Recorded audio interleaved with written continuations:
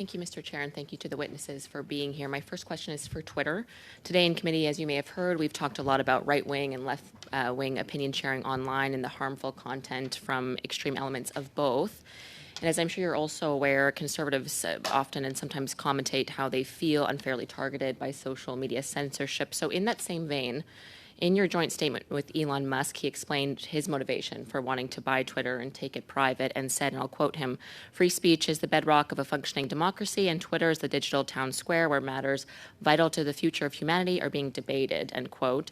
And Elon Musk, as you know, has also said he wants to enhance Twitter with new features, making the algorithms open source to increase user trust, defeat spam bots, and authenticate all human users. So do you feel Mr. Musk can achieve these goals, and do you feel that will ensure all sides of the political spectrum, so to speak, including conservatives, are better protected to share their opinions freely on your platform? Thank you very much for that question, and Twitter is certainly living up to its moniker. Twitter seems to be what's happening right now. Very exciting place to work. Partners can continue to expect our best-in-class customer service, client solutions, and our commitment to safety.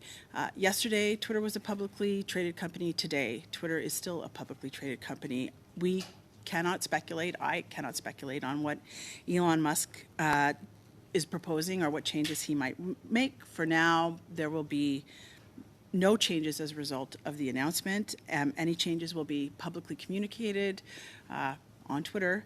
You could actually follow the entire company meeting yesterday that we had with regard to this on Twitter. Thank you very much. My next question is for Facebook. Thank you, Ms. Curran, and for being here today. I want to talk a bit about what happened in Australia and how as you know, the Australian government brought forward legislation that would force Facebook to pay publishers of news media if Facebook hosted or users shared news content. Of course, as you know, Facebook retaliated and banned news links from being shared by Facebook users in Australia and shut down Australian news pages hosted on the Facebook platform in a protest to the Australian law that the government was looking to bring forward. So ultimately, Facebook had cut off the ability to share news publications online from users or otherwise. An agreement was reached shortly after, but it did take this extraordinary step to ban the sharing of news publications. We know the Liberal government has brought forward a similar bill to what the Australian government did. Bill C-18 has some similarities. It's called in short, the Online News Act. You may be familiar with it. And then there's also Bill C-11 that also aims to control what Canadians see when they open their social media Facebook apps or apps like Facebook and Twitter and the like. So, Ms. Curran, is it reasonable to believe that Facebook could do the same thing in Canada as it did in Australia and prohibit the sharing of news should the Liberal government move forward with bills like C-18 or other iterations of it? Yeah, thank you for that question, Madam Vice Chair. I mean, the short answer is we're still evaluating that legislation.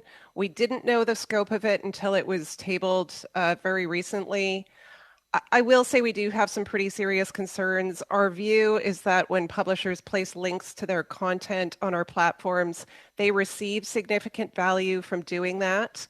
And we don't actually control when or how or to what degree they post news material on our platforms. But I will say this, we're committed to fueling innovative solutions for the news industry and to the sustainability of the news industry in Canada. And that's why we've entered into a number of partnerships to support that kind of work. But I can't comment definitively on our future action with respect to that bill specifically, since we're still evaluating it. Thank you, Ms. Curran. So you would say, or perhaps I'm putting words in your mouth, but if you can clarify that it's not off the table that you would take similar action that Facebook did in Australia in response to C-18? I think I would say we're still looking at all of the options based on our evaluation of the legislation. So we're still going through that in detail. We were not consulted on the content of it, and so we need to review it in pretty close detail before we decide what our future response will be. Thank you very much. And over back to Twitter, if you can comment on C-18 as well. Do you feel news publications benefit from being shared on Twitter's platform? Do you have any concerns similar to Facebook with it? Thank you very much for your question. I agree with Rachel that we're still in the early stages of analysis. There are a couple of things to say with regard to C-18. Twitter, like the news industry, does not make a lot of money on news. In fact, we have nobody in Canada who is selling news content, and then news, if you see news advertised on Twitter, it is largely self-serve. So the news organizations have chosen to advertise on their own. We are also what's called a closed platform. When you link to news on Twitter, you have to leave the site. That is not necessarily the case with the other platforms. I think the thing that we're most concerned about is with regard to scope and transparency. The question is whether or not Twitter is scoped in under that bill. That is very unclear, and I understand there'll be quite an extensive GIC coming out after the bill is passed. So I'm more than happy to meet with anybody to discuss the content of Bill C-18. Thank you very much. Thank you very much, Ms. Austin. Ms. Curran, if you'd like to add anything further on the government's approach to censoring or regulating the internet, Ms. Curran, with my last 10 seconds, if you'd like to add anything further.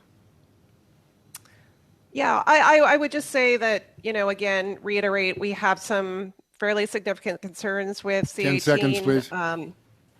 We think it should take into account the way the internet actually works when it comes to linking to news on our websites, and we hope that we're able to engage in a good conversation with the government about that. Thank you very